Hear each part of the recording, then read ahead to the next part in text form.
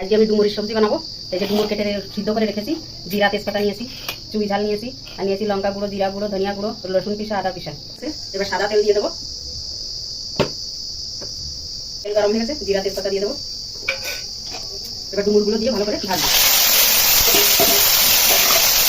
এটা হালকা হলুদ দিয়ে দেবো, দিয়ে ভালো করে ভেজে নেবো।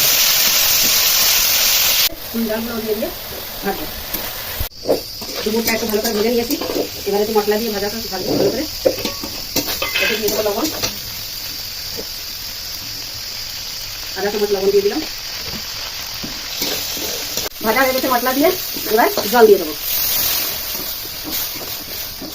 ঢেকে দেবো। হয়ে গেছে, এতে হালকা গরম মশলা দিয়ে নামিয়ে নেবো। হালকা গরম মশলা দিলাম, নেড়ে চেড়ে।